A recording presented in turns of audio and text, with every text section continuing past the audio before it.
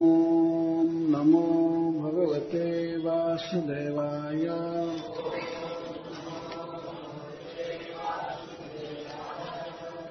भगवान हस्तिनापुर से निकल रहे हैं। किस तरह निकले,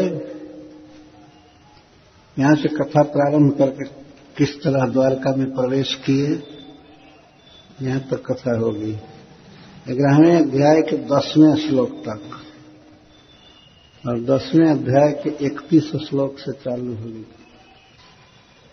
वर्णन है कि इस प्रकार हस्तिनापुर के नारियों के प्रेम के उद्गार सुन करके भगवान मुस्कुराने लगे और मुस्कान के साथ निरीक्षण किए उनका। भगवान हस्तिनापुर की स्त्रियों पर प्रेम से देखे, स्नेह से, और मुस्कुरा करके उनके वचन का अभिनंदन किए। और द्वारका में पहुंचने पर द्वारका की प्रजा का उद्गार सुने, जो सामने सब बोल रहे थे, तो उन पर भी अनुग्रह भरी दृष्टि डालते हुए भगवान अपने नगर में प्रवेश किए। इति चोदीरिता वाचः प्रजानां भक्तवत्सलः शृण्वानुग्रहं दृष्ट्या वितन्मन् प्राविशत् पुरीम्। भगवान को रास्ते में नहीं छोड़ा जाएगा। घर से हस्तिनापुर से निकलकर घर पहुंचाने के बाद कथा बंद की जाएगी, यही नियम है। एवं विधा गदन्तीनां स्वगिरः पुरजोषिताम् निरीक्षणेन अभिनन्दन् सस्मितेन जयौ हरिः। अजातशत्रुः पृतनां गोपीत्थाय मधुद्विषः परेभ्यः शङ्कितः स्नेहात् प्रायुङ्क्त चतुरङ्गिणीम्। अथ दूरागतान् शौरिः कौरवान् विरहातुरान् सन्निवर्त्य दृढं स्निग्धान् प्रायात् स्वनगरीं प्रियये। क्या रूट है भगवान का, कैसे कैसे घूमते हुए जा रहे हैं रथ से। क्रम इसमें विवक्षित नहीं है, इसके बाद ये नहीं है। जहां जहां गए उनका नाम है। कुरु जंगल पांचालान सूरसेनान सजामनान ब्रह्मावर्तम कुरुक्षेत्रम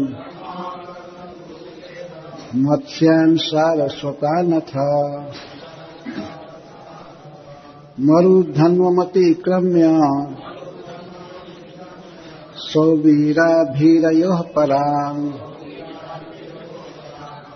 अनर्तान् भागवोपागात् श्रान्तवाहो मनाग्विभुः। तत्र तत्र तत्रत्यैः हरिः प्रत्युद्यतार्हणः सायं भेजे दिशं पश्चात् गविष्ठो गां गतस्तदा। अथैकादशोऽध्यायः। सूत उवाच आनर्तान् सौपव्रज्य स्निग्धान् जनपदान् स्वकान् दध्मौ दर्वरं तेषाम् विषादं समयन्निव। स उच्चकाशे धवलोदरोदरो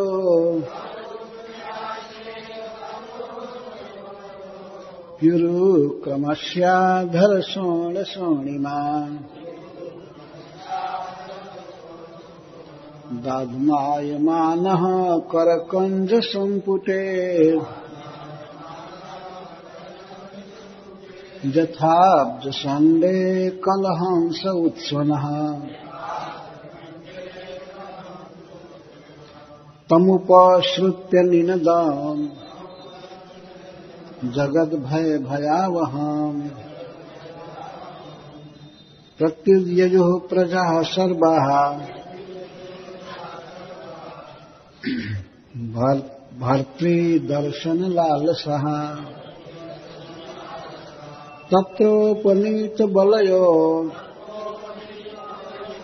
रवेर्दीपमिवादृतः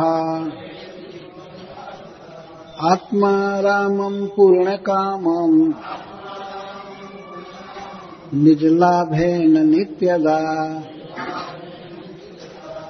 प्रत्युत्फुल्लमुखाः प्रोचुः हर्षगदगदया गिरा पितरं सर्वसुहृदाम् अवितारमिवार्भकः नताः स्मते नाथ सदाङ्घ्रिपङ्कजम्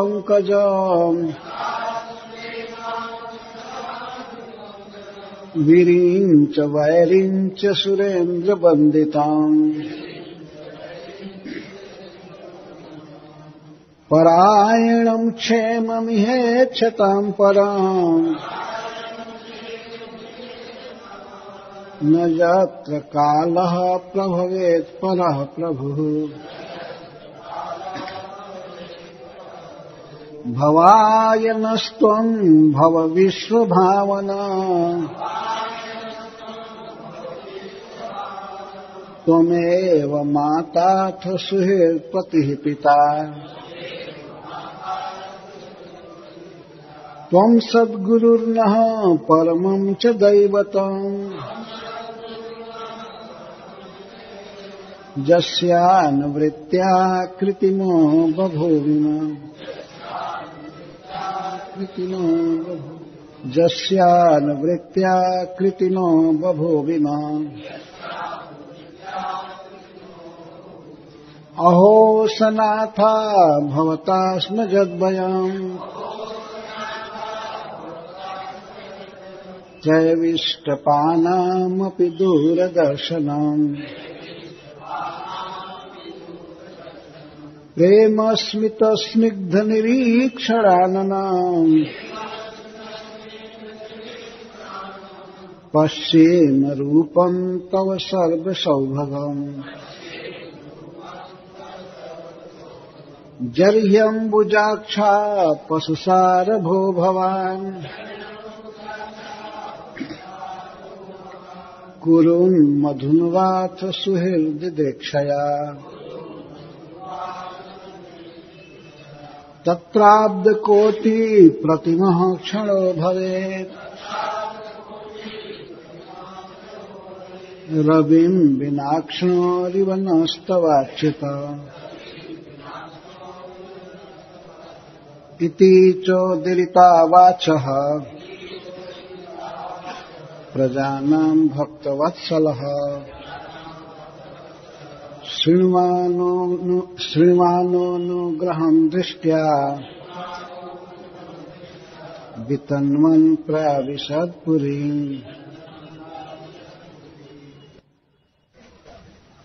एवं विधा इस प्रकार गदंती नाम बोलने वाली सह श्री कृष्ण गिरह प्रश्नों को पुरजोषिताम हस्तिनापुर की स्त्रियों का निरीक्षणेन दृष्टिपात से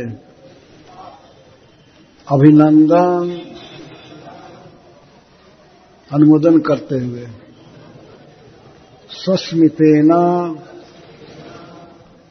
मुस्कान से युक्त निरीक्षण से यजो निकल गए हस्तिनापुर से। हरि ही सबके मन को हरते हुए। श्रील सूत गोस्वामी कह रहे हैं एवं विधा गदंती नाम स्वगिरह पुरजोषिताम। हस्तिनापुर की नारियां जब इस प्रकार से भगवान के विषय में बात कर रही थी, बोल रही थी, तो सबके मन और सबके कान उधर लगे थे। तो भगवान उनकी बातों को सुन करके एवं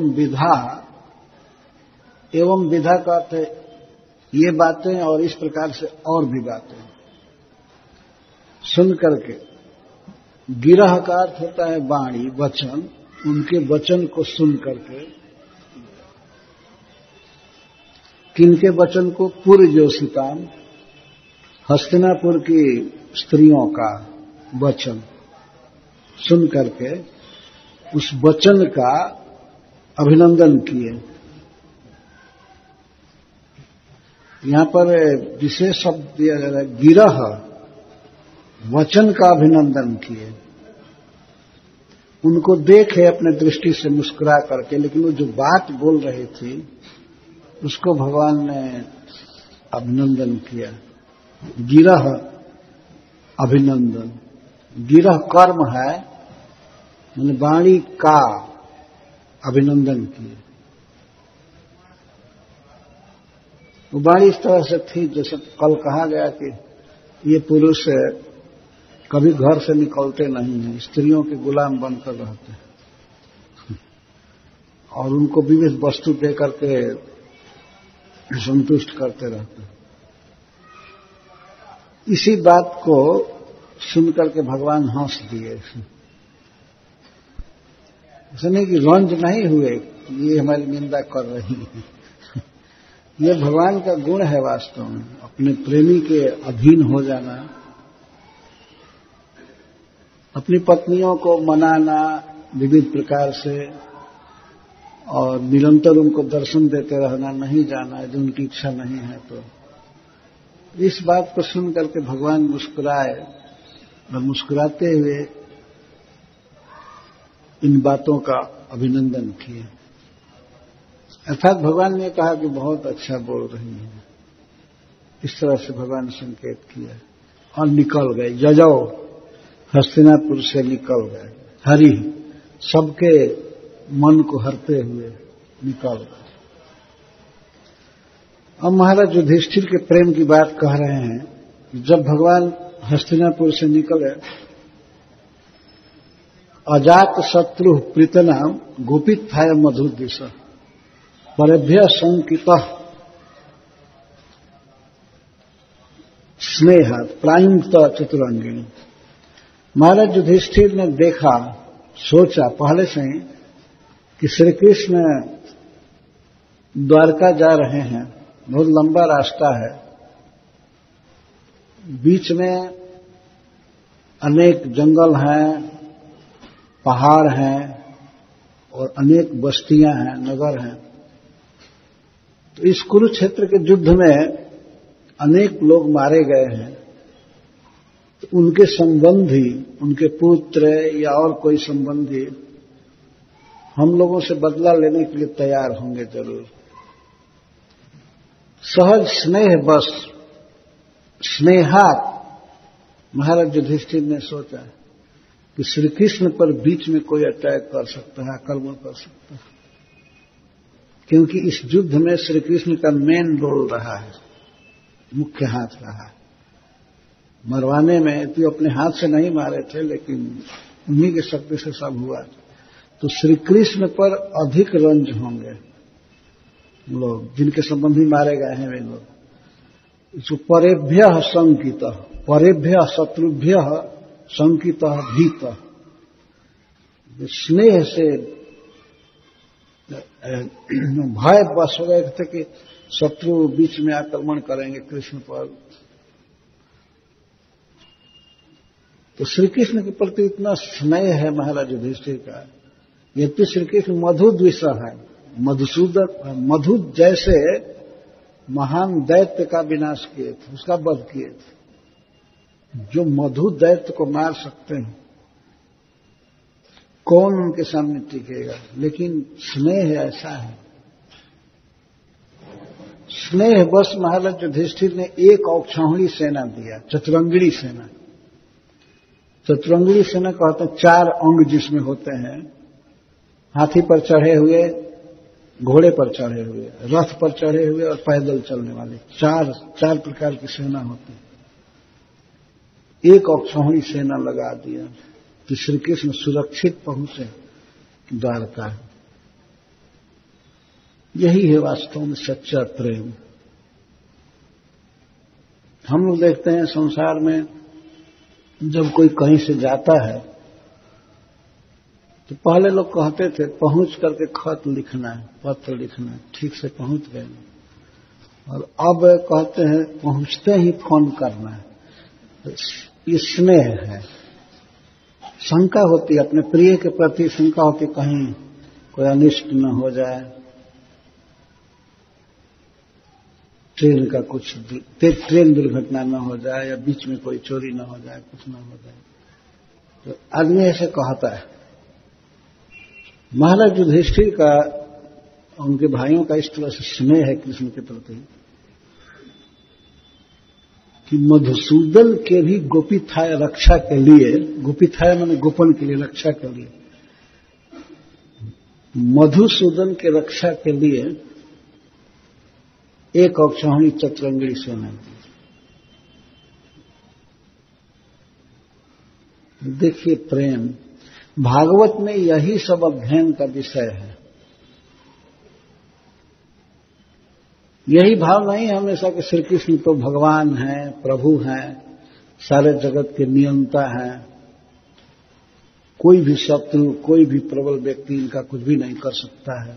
ठीक है, यह भी भगवत भावना है, लेकिन वास्तविक कृष्ण भावना, वास्तविक भक्ति कृष्ण के विषय में स्नेह से कुछ चिंता करना, उनका योगक्षेम वहन करना। मधुसूदन की रक्षा के लिए सेना लगाई जा रही है, क्योंकि मधु दैत्य को मार सकते हैं। तो मधु दैत्य के सामने ये सब राजा आदि क्या है, और उनकी रक्षा के लिए मधु द्विषः गोपीथाय, मधुसूदन श्री कृष्ण की रक्षा के लिए अजात शत्रु महाराज युधिष्ठिर चतुरंगिणी सेना लगाए। और भी आश्चर्य की बात है कि भगवान अपने प्रेमियों के प्रेम को स्वीकार करते हैं। उन्होंने भी स्वीकार किया, ठीक है चल अब मैं निश्चिंत जाऊंगा, हमको कोई भय नहीं रहेगा। क्या भगवान का व्यवहार है, भक्तों के प्रेम को स्वीकार करते हैं। जो लोग ये कहते हैं कि भगवान तो सारे संसार को खिलाते हैं, जिलाते हैं, तो उनको क्या भोग लगाना है, ऐसे दलील देते हैं। जो दुनिया को खिला रहा है उसको क्या खिलाना है, जो दुनिया को पहना रहा है, आभूषण सब दे रहा है, उसका क्या श्रृंगार करना है। श्रृंगार केवल अपना करना है, इस भौतिक शरीर का जो मर जाएगा एक दिन। जब तक जीवित है तब तक भी अनेक रोग लगे हुए हैं। रोग तो है ही शरीर में, भीतर माल मूत्र आदि भरे हैं, इसी को रोज साबुन लगाओ, सजाओ, ये करो। और भगवान के श्रृंगार की जब बात आती है तो कहते नहीं तो दुनिया को देते हैं, उनको क्या करना है। ये पांडवों का, युधिष्ठिर महाराज का प्रेम था। भगवान हस्तिनापुर से द्वारका जा रहे हैं, इतना लंबा रास्ता है, कोई कुछ भी कर सकता है। जैसे उन्होंने चतुरंगिणी सेना दिया, तो उसी प्रकार से श्री कृष्ण के लिए बिल्कुल समय समय पर खाद्य पदार्थ की व्यवस्था करके दिया खाने के लिए। जैसे हम लोग जाते हैं कहीं तो पूड़ी, पराठा या ठेपला बना करके रखो या देते हैं अपने सबों। महाराज युधिष्ठिर किस तरह से भगवान को विदा किए होंगे, ये चरणीय बात, चिंतनीय बात। सेना लगाए, ये उपलक्षण है, श्री कृष्ण की रक्षा के लिए सेना लगाए। वास्तव में महाराज युधिष्ठिर और अर्जुन, भीमसेन आदि पांडवों के श्री कृष्ण ही प्राण हैं। कि सब विरह से दग्ध हैं। प्राण निकलते समय किसी को कितनी वेदना होती है, तो हस्तिनापुर से निकल रहे हैं भगवान, फिर भी स्नेह बस चतुरंगली सेना लगाए। महाराज युधिष्ठिर अजात शत्रु कहे जाते हैं। अजात शत्रु, न जातो शत्रु जस्य सह अजात शत्रु, जिनका शत्रु जन्म ही नहीं लिया। बड़ा आश्चर्य होता है, दुर्योधन आदि शत्रु नहीं थे, कितने शत्रु उनके जन्म लिए, लड़ाई भी हुई कुरुक्षेत्र में, फिर भी उनको कहा जाए अजात शत्रु, जिनका शत्रु जन्म ही नहीं लिया। महाराज युधिष्ठिर के मन में कभी किसी के प्रति भाव नहीं हुआ कि ये मेरा शत्रु है। इसका अर्थ ये है अजात शत्रु, अपने लिए कभी चिंता नहीं हो, कभी ये सोचे ही नहीं कि उनका कोई शत्रु है। इतना उदार हृदय महाराज युधिष्ठिर का था। वे दुर्योधन को भी कभी शत्रु नहीं माने, किसी को भी नहीं। पर ऐसा व्यक्ति भी श्री कृष्ण के शत्रु हैं, श्री कृष्ण पर अटैक हो सकता है, ये चिंता हो रही थी। तो अजात शत्रु शब्द का प्रयोग किया गया। श्री कृष्ण के सुख का ध्यान रखना, श्री कृष्ण की रक्षा हो, श्री कृष्ण दीर्घ काल तक जीवित रहें, सुखी रहें, यही चिंता महाराज युधिष्ठिर को थी। जैसे शुरू में आपने सुना कि उन्होंने राज्य स्वीकार किया, वो केवल कृष्ण प्रीति के लिए, कृष्ण प्रसन्न हो, सुखी हो, इसलिए राज्य स्वीकार किया। तो अजात शत्रु का ये व्यवहार है। एक बार श्रील प्रभुपाद जी कथा कह रहे थे, तो उन्होंने कह दिया कि महाराज युधिष्ठिर भक्तों में, हरिदासों में सबसे श्रेष्ठ। तो एक भक्त ने प्रश्न किया कि प्रभुपाद जी, जब आप कहते हैं प्रहलाद महाराज सभी भक्तों में श्रेष्ठ, तो ये कैसे? हाँ, तो प्रभुपाद जी कहा Prahlad Maharaj is the best of all devotees. तो फिर Yudhishthir Maharaj, he is the best of the best. Yudhishthir Maharaj इस तरह से हैं, बेस्ट से कम कोई नहीं है।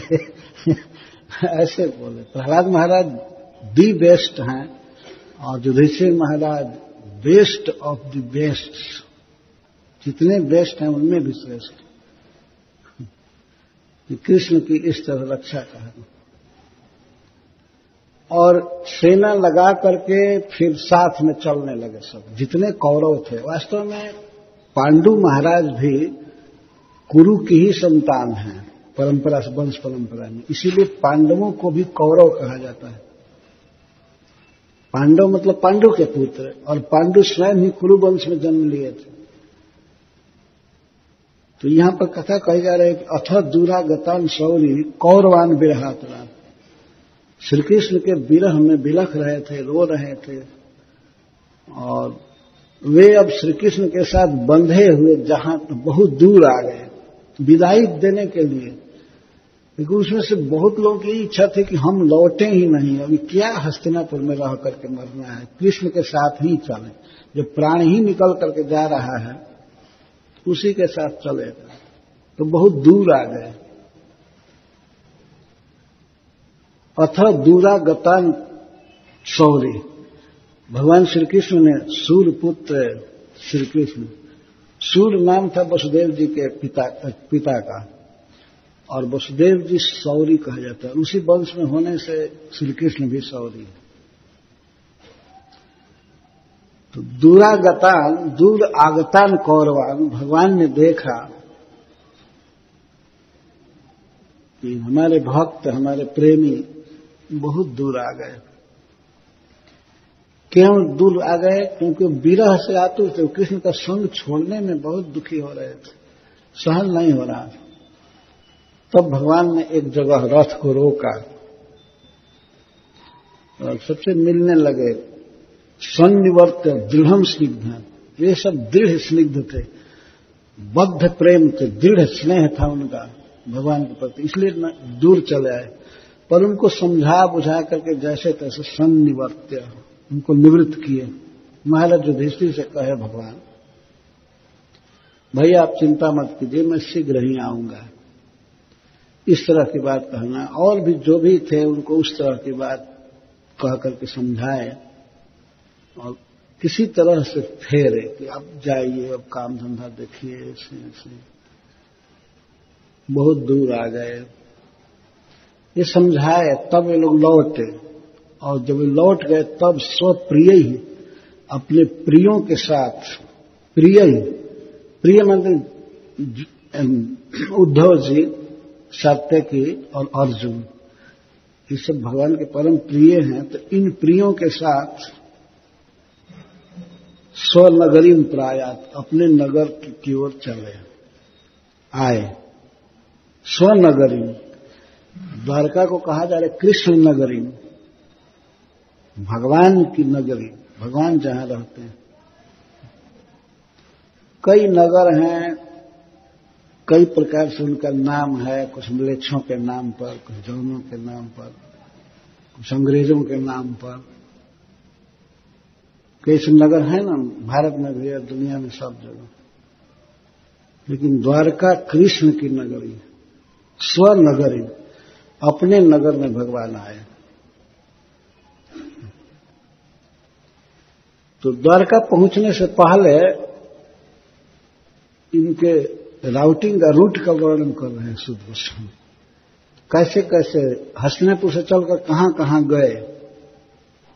तो ध्यान रखना चाहिए, इसमें कोई क्रम नहीं रखा गया है कि इसके बाद यहां गए, इसके बाद यहां गए, क्रम नहीं है। जहां जहां गए उसका लिस्ट पढ़ रहे हैं सुध गोस्वामी। उसमें यह नहीं सोचना चाहिए कि इसके बाद यहां, इसके बाद यहां, क्योंकि एक बार वो कह रहे हैं कि कानपुर, तो इसके बाद हिमालय की तरफ तो ऐसा कोई वो रूट पकड़ करके नहीं गए सीधा। ऐसा नहीं था कि द्वारका जाने के लिए अब सीधा रास्ता चले जाए। रथ अपना था, अपनी गाड़ी थी, और अपने प्रेमी सारे भारत में भरे पड़े थे। तो उनके यहां जाना समय बाद में नहीं मिलेगा, इसलिए उनके यहां हो लेना, वहां हो लेना, जनकपुर की तरफ हो लेना, अयोध्या हो लेना, और भी साउथ इंडिया, पश्चिम भारत सब होते हुए घूमते हुए गए। तो उनका नाम लिया गया है कुरु जांगल पांचालान। कुरु जांगल, कुरु जांगल, जांगल का अर्थ है जंगल का राज्य। कुरु जांगल, उसमें बहुत वन था कुरु महाराज के क्षेत्र में, सब जगह, तो उसको कुरु जांगल कहते हैं। उसमें हस्तिनापुर आदि सब सम्मिलित है। तो सबसे पहले जो उनका चालू हुआ, तो कुरु क्षेत्र में, महाराज कुरु के देश में जो भी अपने प्रेमी थे पहले सबसे मिलने गए। कुरु जांगल पांचालान, इसके बाद पंजाब गए। पंचाल को ही पंजाब कहा जाता है, यह पंचनद। पंजाब में भगवान के प्रेमी थे, पंचाल में से द्रुपद महाराज थे।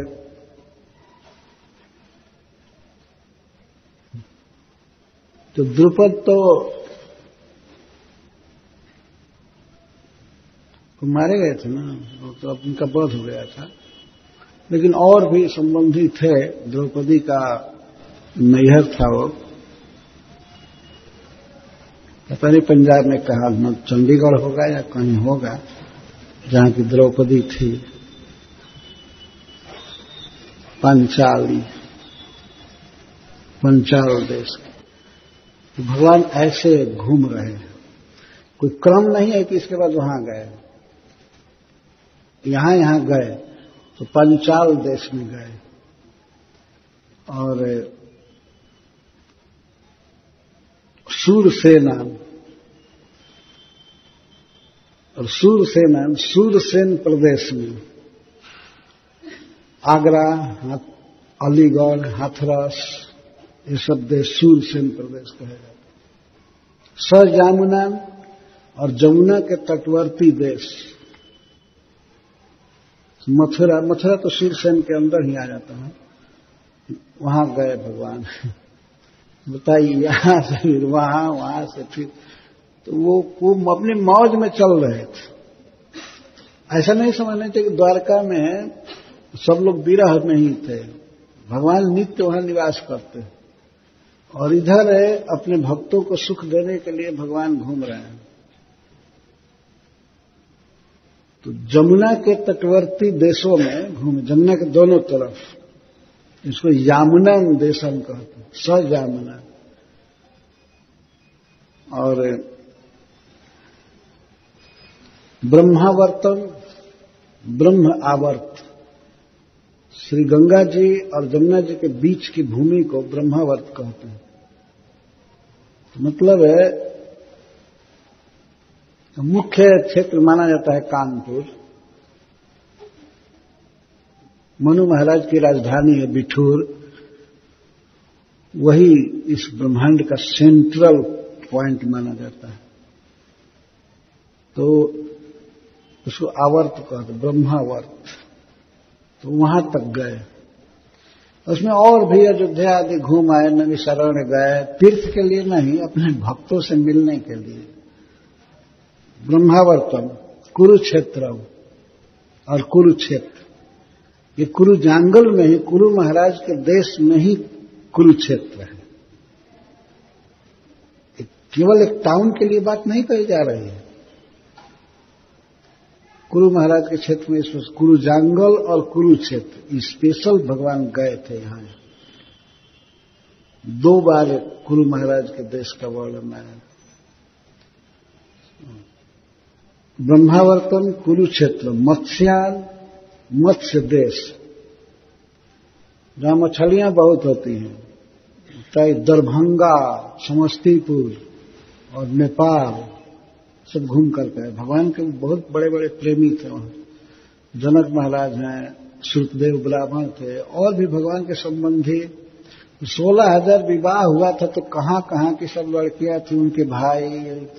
भगवान के साले को गिना नहीं जा सकता था, कितने साले कितने भाई होंगे पत्नियों के।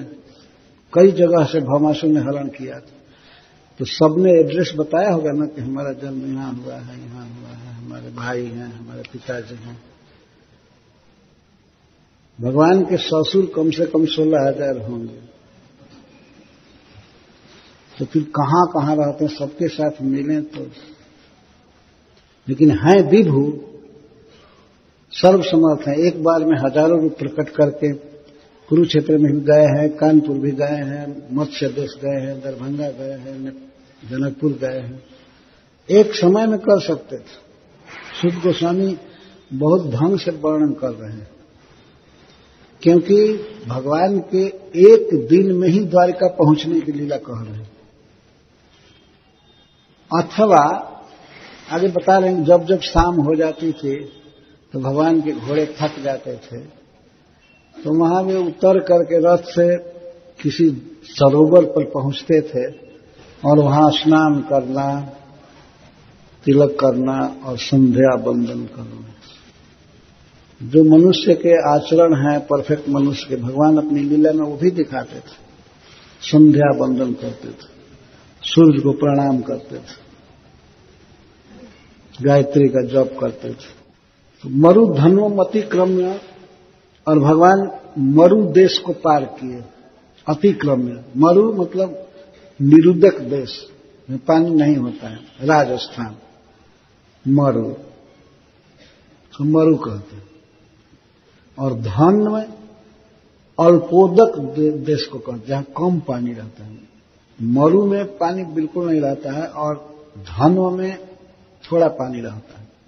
यह है मध्य प्रदेश। और वैसे भी भगवान का सीधा रूट हो तो राजस्थान, मध्य प्रदेश तो पड़ेगा। सीधा रथ चलता तब भी, और वैसे तो उनको सीधा चलना नहीं था, कई जगह अपने संबंधियों के यहां जाना था। तो मरु राजस्थान को पार किए, मध्य प्रदेश को पार किए, अतिक्रम इसको पार किए। सौवीरा भीरयो परान, और सौवीर देश और आभीर देश में स्थान को पार किए और उससे परे जो स्थान है वहां गए। अंत में आनर्ता द्वारका देश में गए। आनर्त कहते हैं उसे, द्वारका गए। भार्गव, हे सौनक जी भृगुवंशी ब्राह्मण है तो उनको सूर्य संबोधन करते हैं, हे भार्गव, हे भृगुवंशी सौनक जी। भगवान अंत में आनर्त देश गए, द्वारका देश।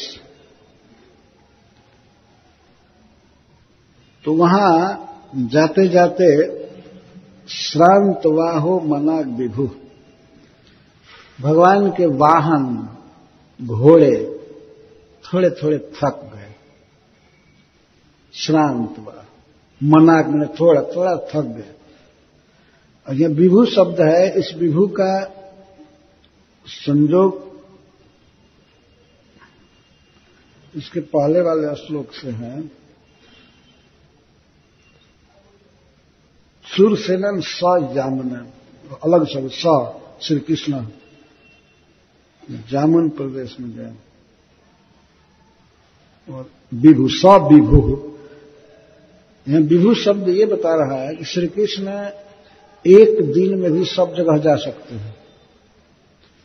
इस तरह से कि श्री कृष्ण एक ही समय में हजारों बन सकते हैं, करोड़ों बन सकते हैं, और घोड़े भी और रथ भी बन सकते हैं, और अर्जुन भी बन सकते हैं भगवान की शक्ति से, और उद्धव भी और सात्यकी भी, और चामर आदि डुलाने सब करोड़ों हो सकता है। ये विभु शब्द सिद्ध कर रहा है।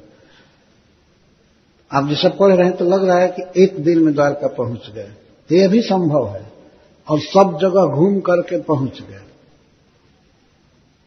उन लोगों को सबको यही लगा कि हमारे पास कृष्ण आए हैं, हमारे पास कृष्ण आए हैं, ये आए हैं। और द्वारका जब पहुंचे तो एक कृष्ण, और वही कृष्ण सब जगह गए। विभु शब्द का यह अर्थ। तो उसमें घोड़े थक गए। तो रास्ते में श्री कृष्ण का किस तरह से स्वागत होता था इसका वर्णन करते हैं। तत्र तत्र तत्र तैहि, तत्र तत्र जिन देशों का नाम बताया गया स्थान का, वहां वहां पर वहां की जनता के द्वारा तत्रतैहि जनैहि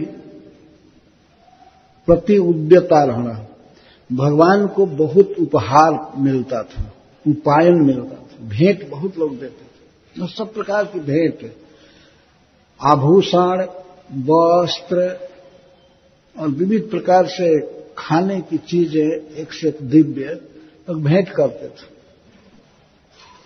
और भगवान उसको स्वीकार करते थे। जबकि भगवान परिपूर्ण है, उनको किसी की अपेक्षा नहीं है, लेकिन रथ पर रखते जाते थे सबको कह करके कि धन्यवाद, थैंक यू, जो भी कहते होंगे, धन्यवाद, आपने उपहार दिया। तो तत्र तत्र तत्त्रयी, उन देशों में वहां के निवासियों द्वारा हरि ही प्रति उद्यत आरोहण, प्राप्त उपायन श्री कृष्ण होते थे। उपायन बहुत मिलते थे। सायं भेजे दिशम पश्चात गविष्ठो गाम गतस्तदा, सायं, जब सायं होती थी, सायं काल आता था, तो श्री कृष्ण चलते चलते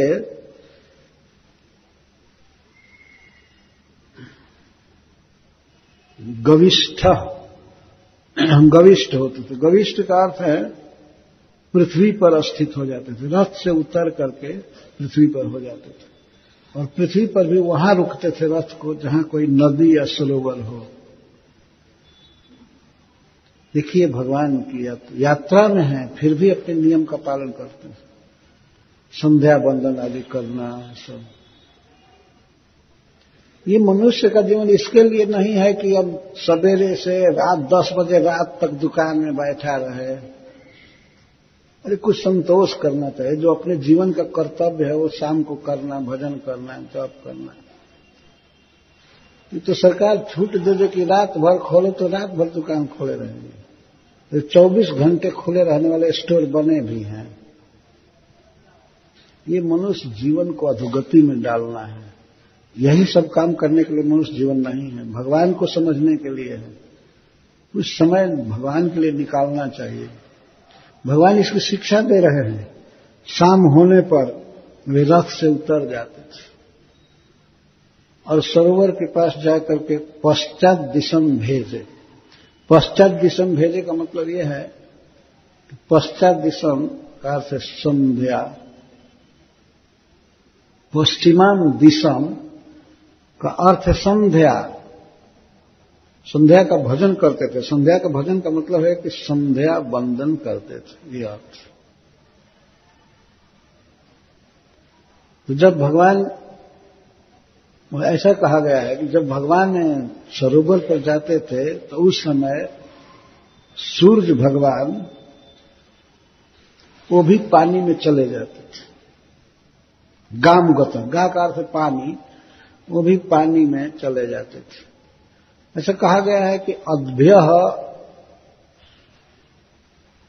उदेति सूर्यो और अपसु अपह च अस्तम गच्छति। सूर्य पानी से उगता है और पानी में डूब जाता है।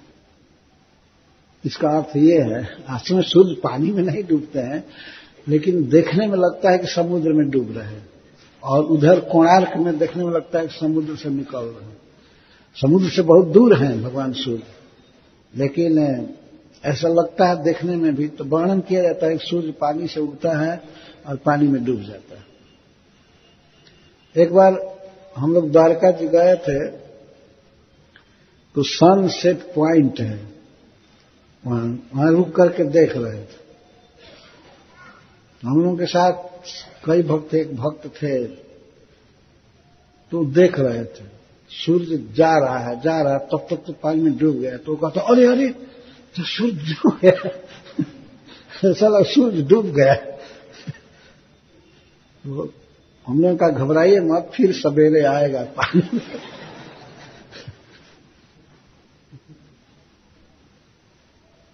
ये वर्णन शुद्ध जीव कर रहे हैं कि जब भगवान जमीन पर उतरते हैं रथ से और सरोवर के किनारे जाते हैं, इसका मतलब तब सूर्य अस्ताचल की ओर जाते हैं।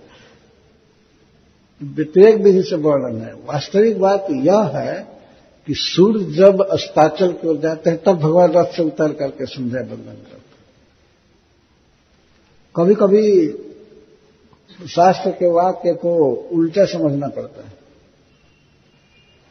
अथवा यह भी है कि जब सूर्य रुके रहे, भगवान जब यात्रा कर रहे हैं तो सूर्य रुके रहे। अब पता नहीं कितना दिन बीत जाएगा उनको जाने में, तब तक वो शाम नहीं होने दिए, तब तक वो डूबे नहीं। जब भगवान उतर गए, जब उतरते थे, ये प्रतिदिन की बात है अथवा उस दिन की, जो भी हो, तब सूर्य डूबे।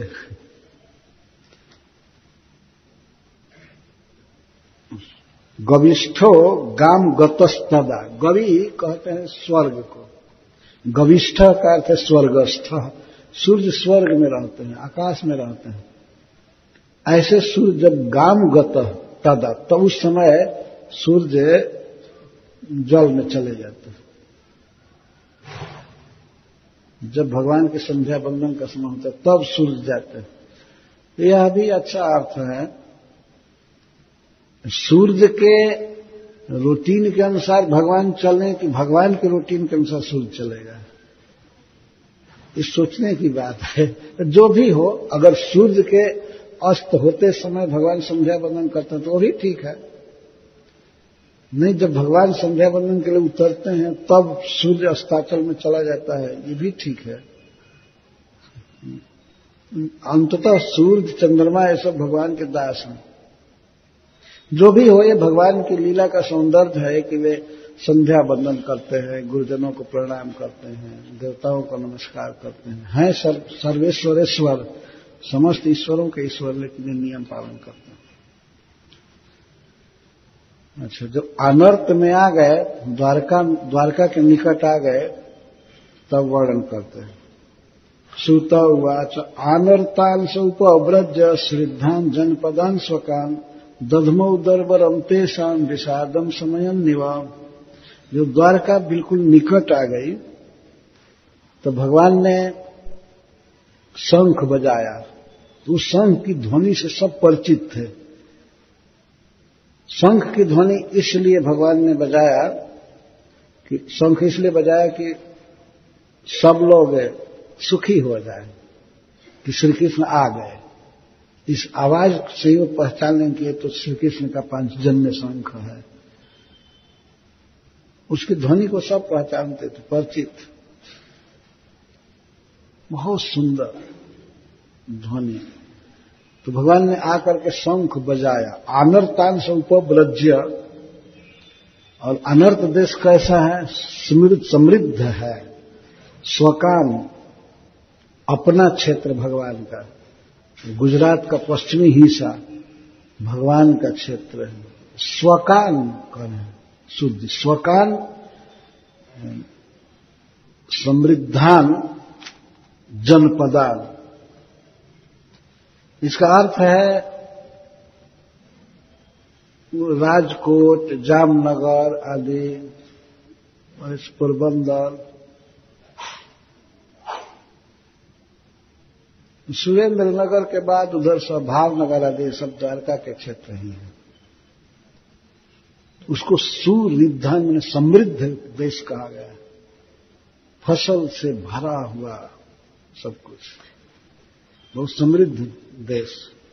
वहां गए भगवान, और वहां जा करके तब अपना शंख बजाए।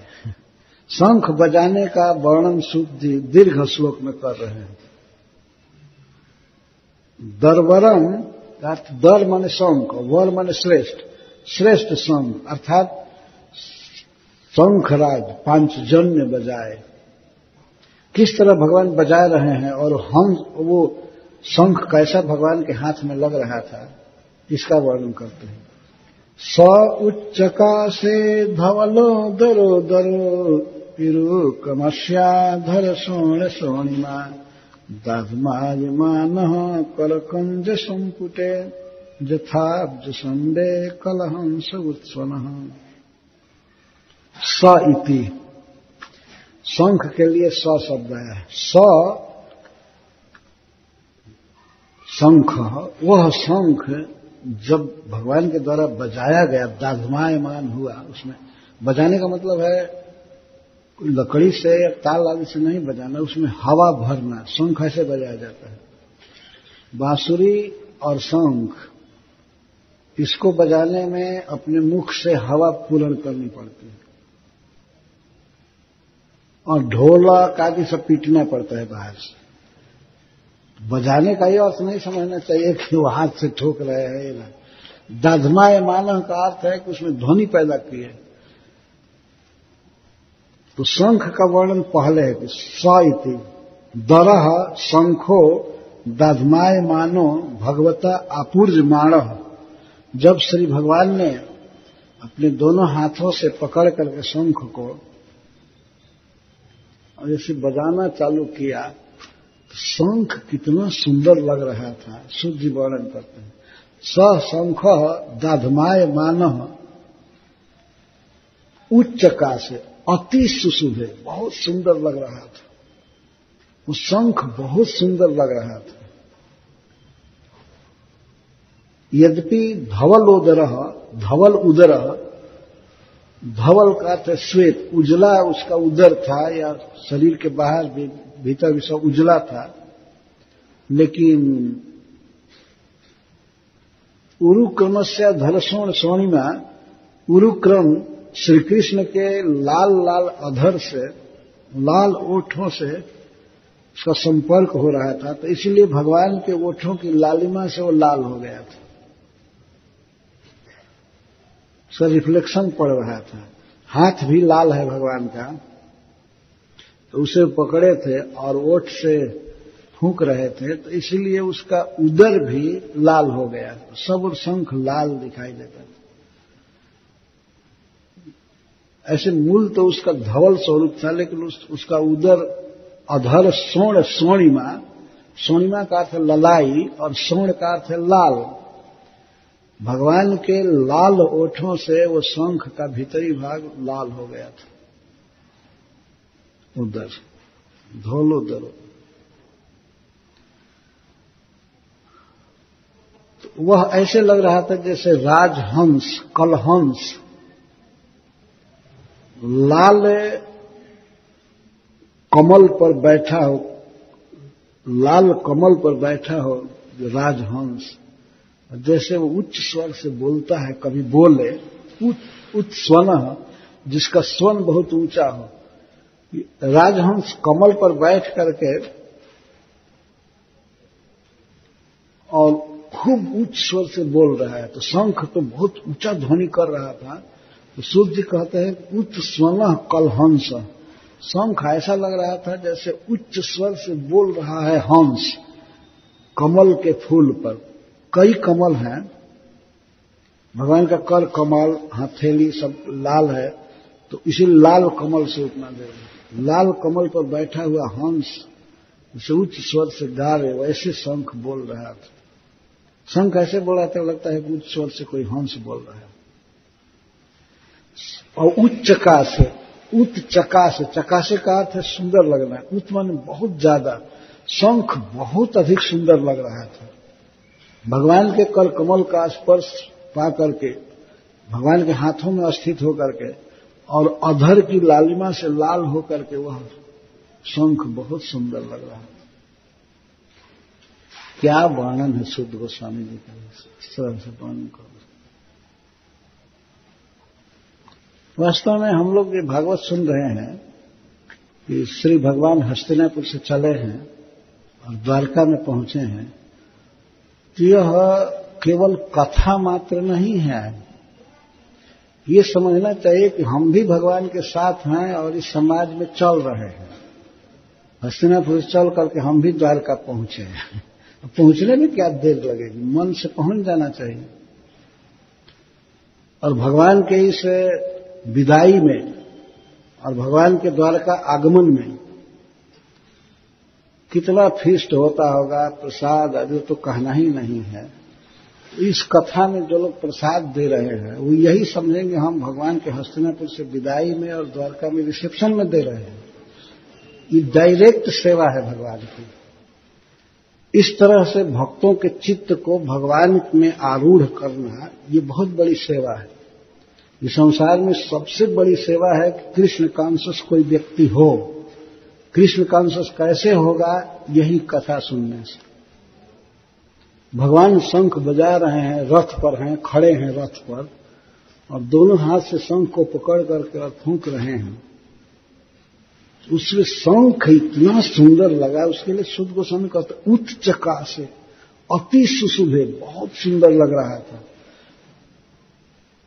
तो उपमा दे रहे हैं कि जैसे कमल के पंखुड़ियों पर कमल कई रक्त कमल पर बैठ करके हंस उच्च स्वर से बोले, इस तरह से शंख लग रहा था।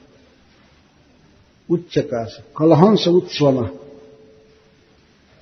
यदि धवल उदर था उसका, श्वेत उदर था कमल का, लेकिन उरु क्रमस्य अधर स्वर्ण स्वर्णिना, उरु क्रम के अनंत लीला विलासी भगवान श्री कृष्ण के लाल लाल अधर की ललाई से वो लाल हो गया था। दाधमायमान, श्री कृष्ण केवल हाथ से पकड़े नहीं तो उस पंचजन्य शंख में हवा भर रहे थे, फूंक रहे थे। दाधमायमान करकंज संपुटे, तो शंख भगवान के करकमल पर बैठा है और बोल रहा है। ये दृष्टांत कितना अप्रोप्रिएट है, कितना सुंदर है। ये भावना की बात, चित्त में इसका बार बार स्मरण करना चाहिए।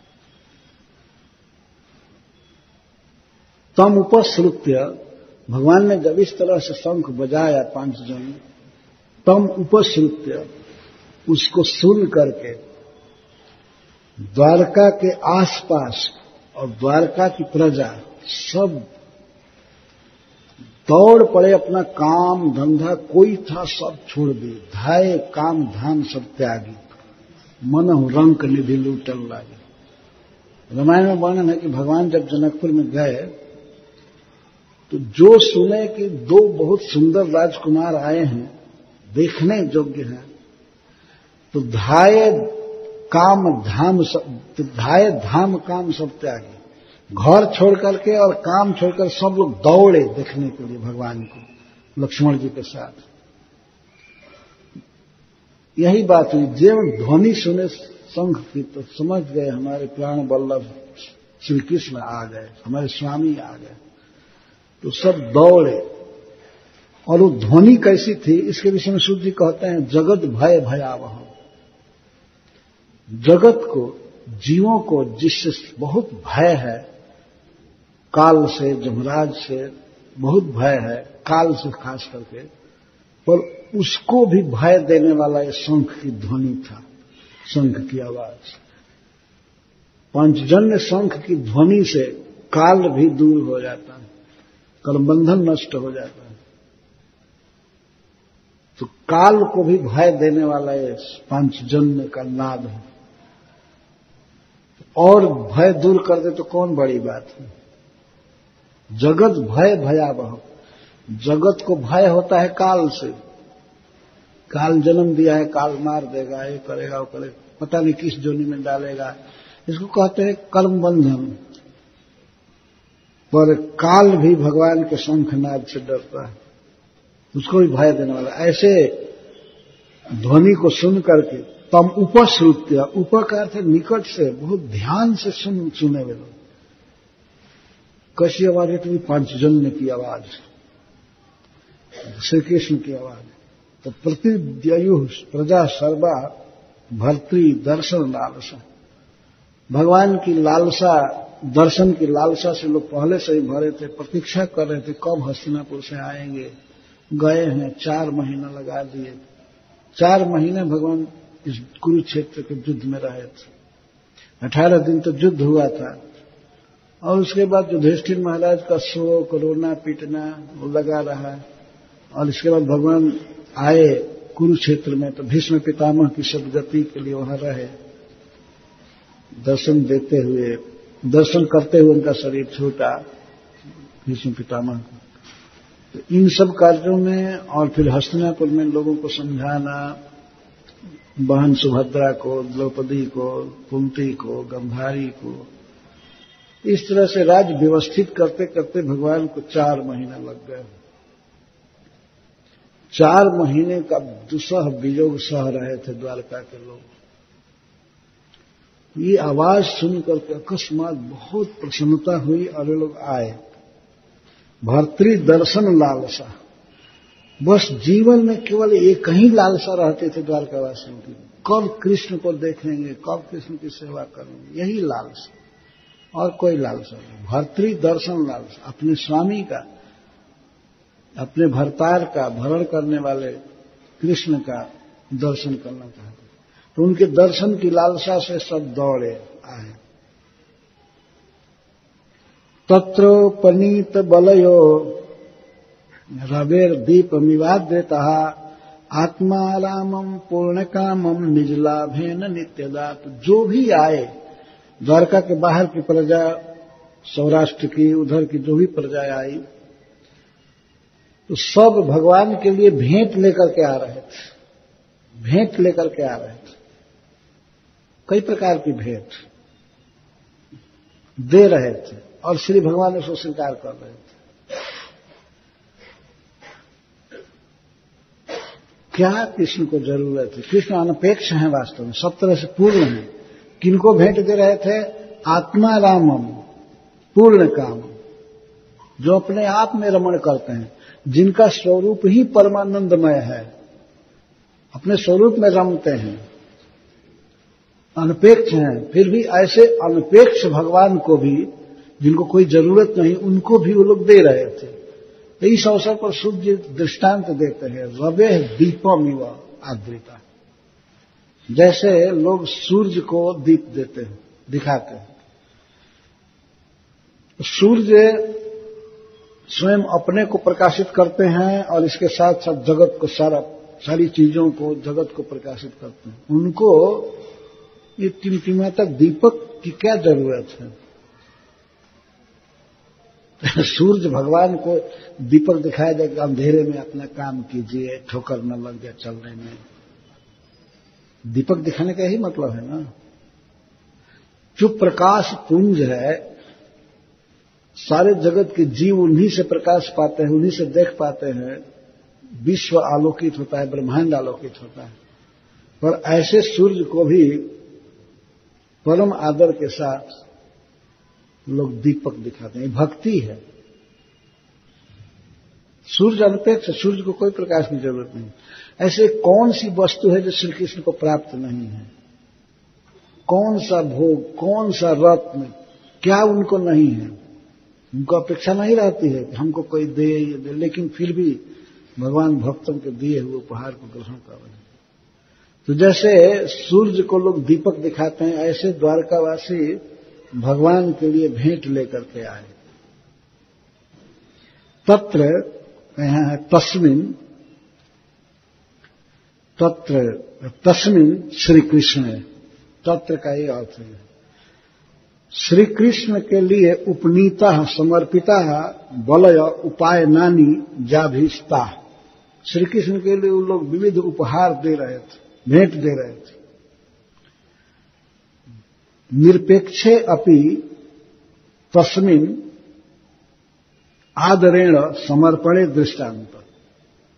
श्री कृष्ण को किसी भी वस्तु की कोई कामना नहीं है, कोई जरूरत नहीं है, सब तरह से पूर्ण है, फिर भी निरपेक्ष श्री कृष्ण के प्रति ये सब समर्पण किया जा रहा है। तो इसके लिए दृष्टांत है रवे दीपम इव आत्मानं जगच्च प्रकाशयतः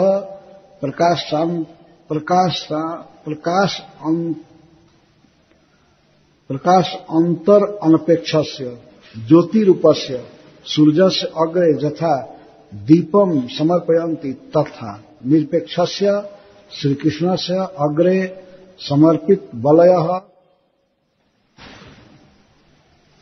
स्व अभ्युदयार्थम इति भाव। तो जैसा मैं उदाहरण दिया, शुद्ध गोस्वामी उदाहरण दे रहे हैं, सूर्य को दीपक की प्रकाश की कोई जरूरत नहीं, वो स्वयं प्रकाश रूप हैं, ज्योति रूप हैं, सबको प्रकाशित करते हैं, लेकिन फिर भी उनको दीपक दिया जाता है। ऐसे यद्यपि भगवान सब तरह से पूर्ण हैं, लेकिन इनको भेंट दिया जा रहा है। इन सब वाक्यों से सीखना चाहिए, भगवान को भेंट देना चाहिए, भोग लगाना चाहिए और श्रृंगार करना, उनका निराजन करना, आरती करना आदि सब काम, तो भगवान उसको स्वीकार करते हैं।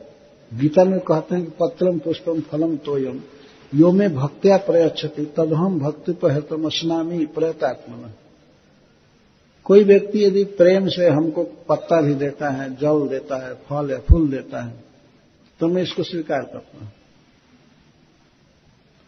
जब भगवान कहते हैं कि मैं स्वीकार करता हूं, तो दूसरा मूर्ख कुछ भी कहे उस पर ध्यान नहीं देना चाहिए। कोई कहे क्या है, भगवान खा रहे हैं, ले रहे हैं, ऐसे तर्क करते हैं। तो भगवान खुद कह रहे हैं तो वही बात प्रमाण है ना। भगवद गीता ही प्रमाण है ना, कि तुम्हारी थोथी बात प्रमाण है, तुम कल्पना करके बोल रहे हो। जब भगवान कहते हैं कि मैं अस्नामी, मैं खाता हूं, मैं स्वीकार करता हूं, अगर कोई बात नहीं समझ में आती है कि भगवान कैसे स्वीकार कर रहे, तो जाकर भगवान से कहो कि मत स्वीकार कीजिए, आप तो इतना धनी है, इतना पूर्ण है, ये तुलसी का पत्ता क्या करेंगे। और फल फूल अब वैकुंठ में रहते हैं, गोलोक में रहते हैं, तो इस प्राकृतिक जगत का फल आदि क्यों खाएंगे। एक बार एक व्यक्ति हमसे बात कर रहा था, कहाँ की बात है याद नहीं आ रहा है, तो वो कहा गोस्वामी तुलसीदास जी के रामचरितमानस में ये चौपाई ठीक नहीं है, ये चौपाई ठीक नहीं है। तो मैं कह दिया बहुत दुख की बात है कि जब वो लिख रहे थे तो तुम बगल में नहीं बैठे थे। अगर बैठे होते तो उसी समय बताते जाते कि ये गलती हो रहा है। इसका मतलब यही हुआ। क्या मतलब हुआ? ये बहुत दुख की बात है कि उस समय नहीं थे। खल कहीं के दुष्ट, तुम सूर्य पर थूक रहे, वो थूक तुम पर पड़ेगा। यदि कोई सूर्य पर थूके तो थूक उसके मुख पर पड़ेगा, सूर्य तक नहीं पहुंच सकता है। गोस्वामी तुलसीदास जी के निर्बल ग्रंथ में दोष निकालना। तो भगवत गीता तो सूर्य का भी सूर्य है, स्वयं भगवान के मुख से पद निकला है। या स्वयं पद्मनाभस्य मुख पद्म विनिश्रता। पद्मनाभ भगवान के मुख कमल से निकला हुआ ऐसा वाक्य है। जब वे कहते हैं कि तुम मुझमें मन लगाओगे, मुझे प्रणाम करोगे, मेरा भक्त बनोगे, मेरी पूजा करोगे तो मेरे पास ही आओगे, स्पष्ट बोलते। और इसमें जो संदेह करता है एक नंबर का गधा है। वास्तव में इन बातों पर विश्वास करना चाहिए। भगवान जो बोल रहे हैं तो ये सब सत्य है। भगवान स्वीकार कर रहे हैं अपने भक्तों के दिए हुए उपहार को। जैसे भगवान सूर्य वास्तव में सब तरह से प्रकाश पुंज हैं, अक्षय स्रोत हैं प्रकाश के, लेकिन फिर भी उनको दीपक दिखाया जाता है तो भगवान सूर्य उसको स्वीकार करते हैं। दीपक की कोई जरूरत उनको नहीं है, फिर भी वो प्रसन्न होते हैं कि हमको दीपक दिया इस भक्त को। और भगवान को दीपक दिखाना हो कार्तिक में तो कोई कहे कि जच्चक्षुरेश सविता सकल ग्रहाणाम, तो सूर्य भगवान की आंख हैं और इस समस्त ताराओं में, ग्रहों में सबके राजा हैं। तो जिनके आंख की ज्योति इतनी ज्यादा है या आंख से निकले हुए सूर्य की ज्योति ज्यादा है तो उनको क्या दीपक दिखाना है? उखल में बंधे रहे। उनको क्या जरूरत है? वो अपने आप नहीं देखते हैं अंधकार उनके लिए क्या है। इस तरह का सोचना ये पाप है। और वहीं पर भक्त लोग दीपक दिखाते हैं और कहते हैं नमामि ईश्वरम सच्चिदानंद रूपम लसत कुंडलम गोकुले भ्राजमान। हम ईश्वर को नमस्कार कर रहे हैं, दीपक दिखाते हुए गाया जाता है। किस ईश्वर को? जो गोकुल में बहुत सुंदर लग रहा है, कुंडल लगाया हुआ है और जसोदा भियोलू खला धाव मानो, और जसोदा के भय से उखल से कूदकर भाग रहा है। तो क्या भागने में समर्थ हुआ? नहीं। परामृष्टम अत्यंत तो दुर्त गोप्य। परामृष्टम मतलब पकड़ा गया, पकड़ लिया गोपी ने और पकड़ करके बाद में बांध दिया। रुदंतम मुहुर नेत्र जुग्मम मृजंतम। जो रो रहे हैं दोनों हाथ आंसू पोंछ रहे हैं हाथ से, ऐसे ईश्वर को मैं नमस्कार कर रहा हूं। ऐसे ईश्वर क्या है? जब मां के द्वारा पकड़ा गया और रो रहा है असहाय, और साधारण नहीं रो रहे थे भगवान। रुदंतम मुहुः नेत्र जुग्मम मृजंतम। और बाएं हाथ से कभी इस आंख को मल रहे हैं, इस आंख को, मैं यह अब गलती नहीं करूंगा, नहीं करूंगा, नहीं, छोड़ दो। छोड़ी नहीं, बांध करके ही रही। ऐसे ईश्वर का हम भजन करते हैं, उनको प्रणाम कर रहे हैं। ऐसे ईश्वर को कोई कहे कि इनको दीपक की जरूरत नहीं है। जो माखन की चोरी करते हैं उनको माखन की चोरी जरूरत है तब ना, खाने की लालसा है तब नहीं दूसरे के घर में जाकर चुराते हैं। तो नहीं, दुनिया का पेट भरने वाले हैं, उनको क्या जरूरत है? अरे तुम बुद्धू खिलाना नहीं चाहते हो, इसीलिए कहते हो कि उनको जरूरत नहीं है। यही बात है। पेटू राम नाम में आलसी, भोजन में होशियार। राम नाम लेने में आलस छा जाता है, भोजन करना ठीक से करते हैं, वहां कोई आलस नहीं। भगवान वास्तव में स्वीकार करते हैं। यहाँ द्वारका वासियों के द्वारा देख रहे हैं कई प्रकार की भेंट की सामग्री स्वीकार कर रहे हैं, सब तरह से पूर्ण है। आत्मा रामम, आत्मा राम है, अपने स्वरूप के आनंद से परिपूर्ण है। और आगे के श्लोक से भी इसका सब संबंध है। तो वे कहने लगे ऐसे भगवान से, भेंट की सामग्री देकर के जब भगवान ने स्वीकार किया तो लोग बोलने लगे। कैसे? सर्व सुहृदम वास्तव में भगवान सबके सुहृद हैं, सर्व सुहृद, अवितारम और रक्षक हैं। अवितार रक्षक हैं और सुहृद हैं। सुहृद कहते हैं बिना प्रतिदान की अपेक्षा से जो हमारा हित करे उसको सुहृद कहते हैं। जैसे मां है, सुहृद है, सभी अपने पुत्रों के लिए वो सुहृद है। या ऐसा मित्र जो बदले में कुछ न चाहे, बिना प्रत्युपकार की अपेक्षा से उपकार करता जाए, हमको वो काम में आवे या न आवे हमें करना है, इस धारणा वाले व्यक्ति को सुहृद कहते हैं। तो श्री कृष्ण तो सबके सुहृद हैं और सबके रक्षक हैं। उनको कोई चीज की जरूरत नहीं है। तो श्री कृष्ण सबके सुहृद हैं और रक्षक हैं, किसी काम से नहीं, किसी इच्छा से नहीं, वस्तु की इच्छा से नहीं रक्षा करते हैं। जैसे आप लोग सब जानते हैं कि यदि कोई मंत्री मिनिस्टर हम लोगों का पालन करता है तो वोट के समय ज्यादा पालन करता है। जब चुनाव होने वाला होता है, हमने सुना कोई व्यक्ति कह रहा था कि कुछ चीज का दाम अकस्मात बहुत घट गया। तो मैं पूछा कि अकस्मात कैसे घट गया? तो चुनाव आ गया है ना, चुनाव हो जाने के बाद फिर बढ़ेगा, ऐसे वो कह रहे। पता नहीं क्या सत्य है, लेकिन मैं सुना। तो जो भी है, किसी की रक्षा करता है आदमी, साथ देता है तो काम से, कुछ कामना है उसकी। लेकिन भगवान जब किसी की रक्षा करते हैं, सबके सुहृद हैं, रक्षक हैं, वो कोई अपने लिए नहीं, उनको कोई कामना नहीं कि हम रक्षा करें, इससे हम लोग को ये लोग माने, हमको कुछ दें। ऐसे भगवान, इसका कारण क्या है कि भगवान आत्माराम है। आत्म आराम, आराम ने रमते, जो अपने में रमते हैं, उनका स्वरूप, शरीर और जो भी उनका क्वालिफिकेशन है साथ में है, इतना सुखद है कि उसके अतिरिक्त कोई जरूरत नहीं है। हम लोग आत्माराम नहीं हो सकते कभी भी। बाहरी वस्तुएं चाहिए, अपने अतिरिक्त भी बहुत बाहरी चीज चाहिए। आत्मा को चाहिए क्या क्या बाहरी चाहिए? पहले तो देह चाहिए। देह ये बाहरी चीज है, अनात्म पदार्थ है। देह से ही संतोष नहीं है, देह चाहिए। देह के बाद इस पर कुर्ता चाहिए, स्वेटर चाहिए, टोपी चाहिए, इसके अलावा भी और फिर मोटरसाइकिल चाहिए, कार चाहिए, ये चाहिए, भात चाहिए, रोटी चाहिए। तो हम लोग भात भक्ताराम है, भात को भक्त कहते हैं। और भात नहीं मिले, रोटी नहीं मिले तो सारा सुख खत्म। कि भगवान तो अपने आप में परमानंद पूर्ण है और सब धन, सारी सफलता उनके साथ। इसीलिए कोई अपेक्षा से किसी का उपकार नहीं करते हैं, स्वाभाविक करते हैं।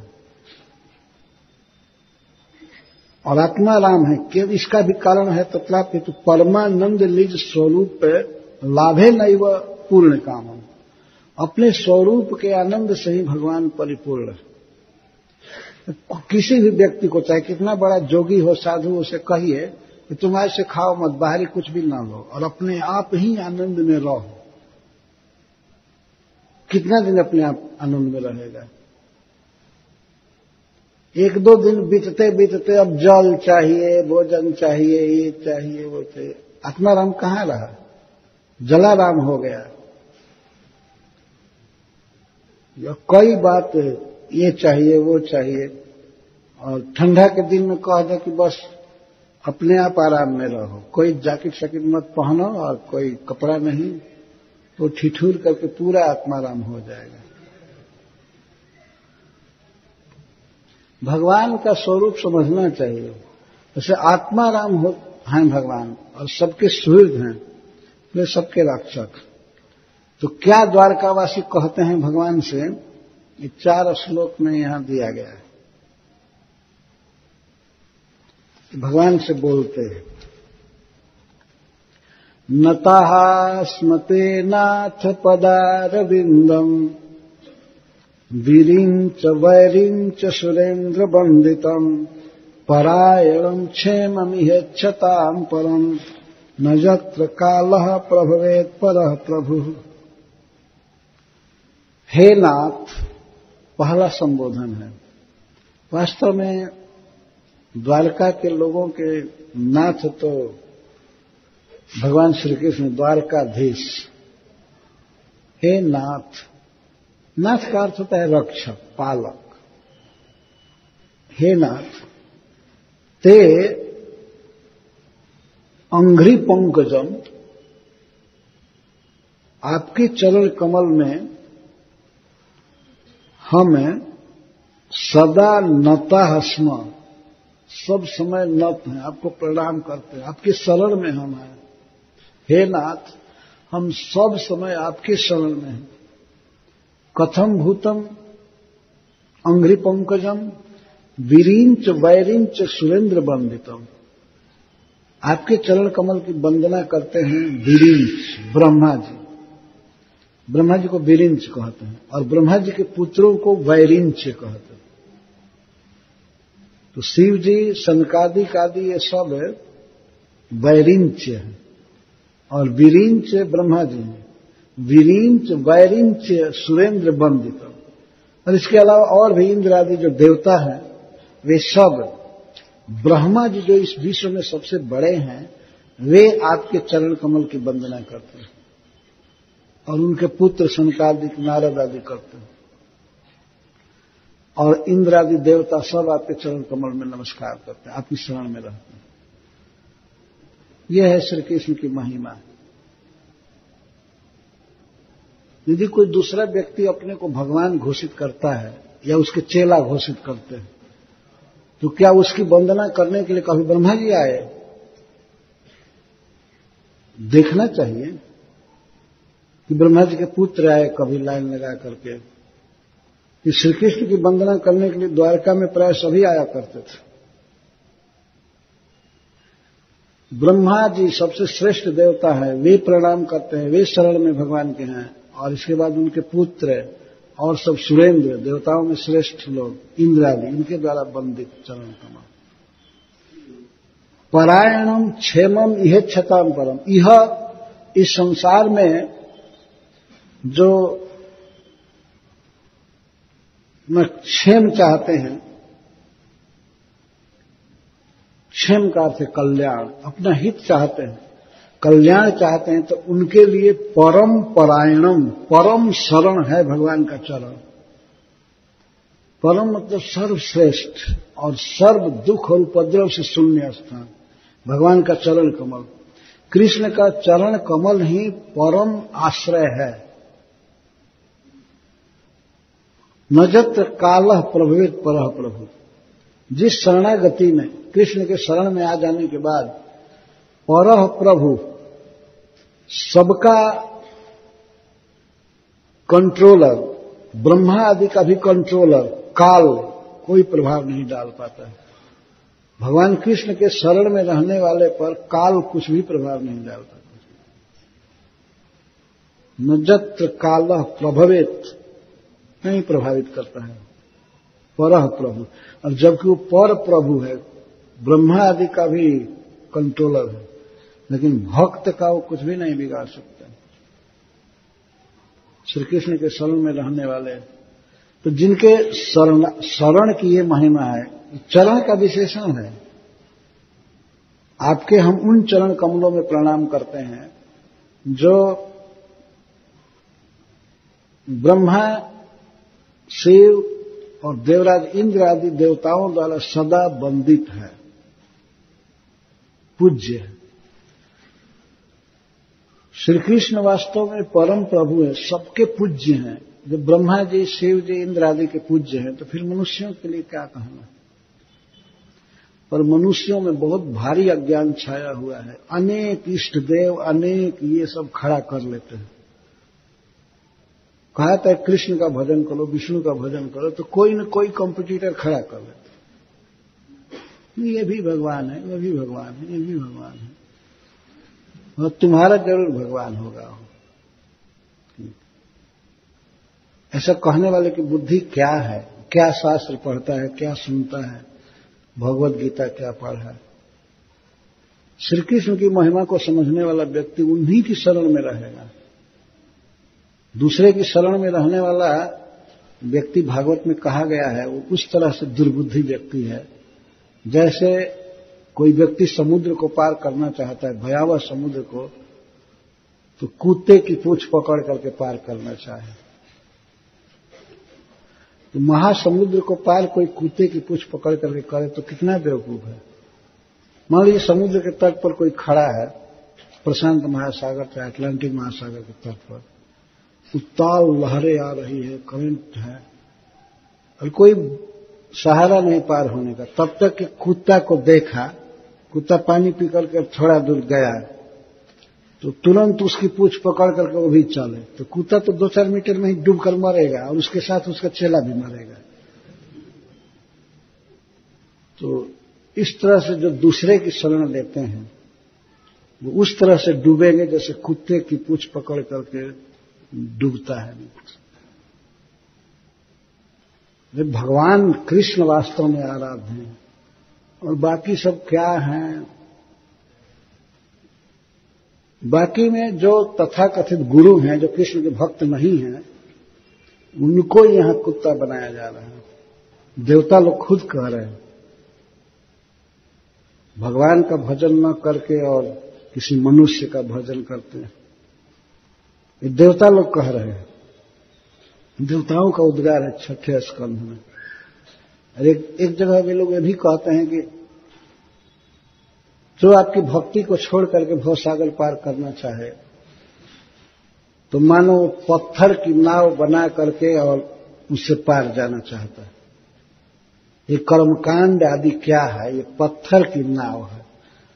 वो नाव खुद ही नहीं पार करे, वो प्लवन उतराना नहीं कर सकती। वो जिन ही पत्थर की नाव डालेंगे, वो जहां डाला जाएगा वहीं गज से डूब जाएगा। और उसका आश्रय कोई ले रहा है, कर्मकांड और ये सब। भगवान की भक्ति पार करती है। हरे कृष्णा कृष्णा कृष्णा हरे हरे राम राम। तो परम परायणम परमम आश्रयम भगवान का चरण कमल। वेद पुराण भागवत गीता सबको यह मत सार, भव समुद्र हरिपद नौका बिन को न उतरे पार। सूरदास जी लिखे, इस भवसागर को पार कोई भगवान का भक्त बने बिना नहीं कर सकता, उनका चरण कमल पकड़े बिना नहीं कर सकता। और ये बात भागवत कह रहा है, भगवत गीता कह रही है, मामेव ये प्रपद्यन्ते माया नैतम तरन्ते। जो मेरी ही शरण लेते हैं वे इस माया को पार करते हैं, नान्य दूसरे लोग नहीं पार कर सकते। ये सब भगवान की लीलाओं में बातें आती हैं। द्वारकावासी कह रहे हैं कि आप ही, आपके चरण कमल ही, अर्थात आप परम क्षेम हैं, परम कल्याण हैं। तो कोई सुख चाहता है, जीवन में सफलता चाहता है, धन चाहता है, सौभाग्य चाहता है, तो उसे कृष्ण का चरण कमल अपने लिए चुनना चाहिए।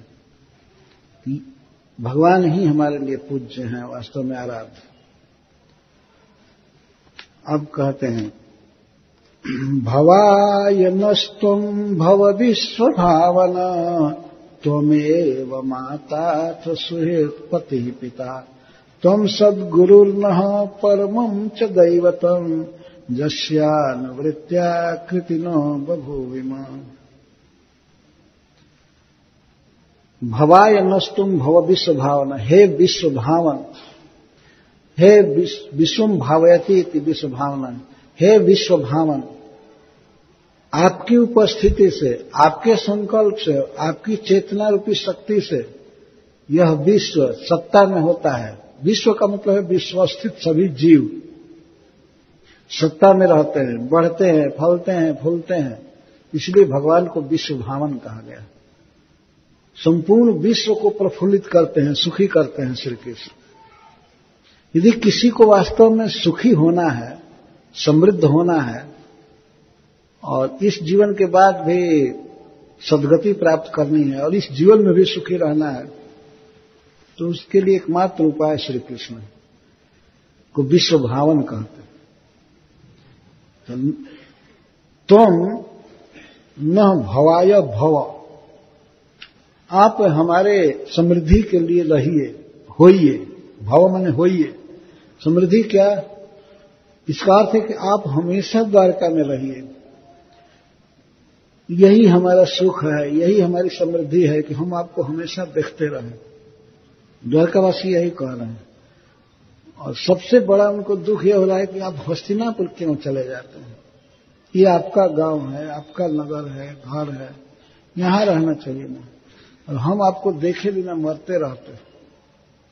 तो आप हमारे विकास की समृद्धि के लिए होइए। इसका मतलब है कि आप द्वारका में रहिए हमेशा, क्योंकि त्वमेव माता सुहृत पति पिता, आप ही हमारी मां हैं, आप ही हमारे मित्र हैं, आप ही हमारे पिता हैं। सभी लोग कह रहे थे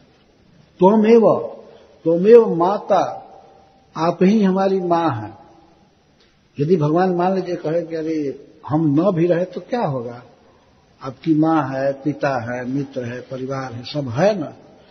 तो द्वारका से नहीं, हमारी मां आप ही हैं, आपके अलावा कोई नहीं है। एवं शब्द के द्वारा अन्य परिहार कर रहे हैं। तुम एवं माता, इसका अर्थ है कि आप ही मां हैं और तथाकथित मां नहीं है। वास्तविक पालन आप करने वाले हैं, आप ही वास्तविक स्नेह करने वाले हैं। त्वमेव माता था सुहृत, आप ही मित्र हैं, संबंधी हैं, और पिता, आप ही पिता हैं। तुम सद्गुरु, आप ही हमारे सद्गुरु हैं। हमको बहुत सुंदर उपदेश दे करके, हमको सुंदर बात बता करके हमें सुखी करते हैं। वास्तव में भगवान के अलावा कौन गुरु हो सकता है? दूसरा गुरु होता है तो भगवान की बात को पढ़ करके, उसको कह करके। भगवत गीता पढ़ता है, भागवत पढ़ता है तो कुछ उपदेश करता है, तब वो गुरु है ना। नहीं तो ऐसे गुरु को क्या ज्ञान है? अज्ञान तिमिरांधस्य ज्ञानांजन सवाद। गुरु का जन्म हुआ तो अज्ञान तिमिरांधस्य, अज्ञान के अंधकार से अंधा था, लेकिन भगवत गीता पढ़ा, भागवत पढ़ा, भगवान के भक्तों का सत्संग किया, तब गुरु बना। जन्मते ही कौन गुरु है? जिस दिन जन्म हुआ उस दिन से कौन गुरु है? लेकिन श्री कृष्ण तो जन्म से ही सदा ही गुरु हैं। वे अपने माता पिता वसुदेव देवकी को लगे उपदेश करने, जब जन्म हुआ उसी समय।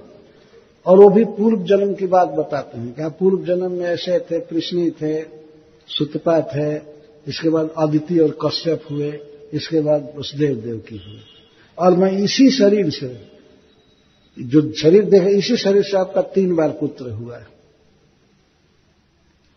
संसार में कौन ऐसा व्यक्ति है, कौन गुरु है जो जन्म लेते ही हो जाए गुरु? कुछ पढ़ता है, लिखता है, सत्संग करता है, साधना करता है, तब गुरु, जगत गुरु तक लिख लेता है। जगत गुरु का मतलब क्या हुआ? विश्व गुरु। विश्व में जितने लोग हैं उनके गुरु। अरे अपना गुरु तो पहले बनो, कि अपने को तार लो, यही काफी है। विश्व गुरु और जगत गुरु सब फालतू शब्द हैं वास्तव में। जगत गुरु तो रामानुजाचार्य हैं, मध्वाचार्य हैं और आदि शंकराचार्य, ये जगत गुरु है। आजकल का व्यक्ति इतना हीन ज्ञान, और फिर भी लिखवा लेना से। एक व्यक्ति से एक बार पूछा गया, स्कान का ही एक भक्त पूछा कि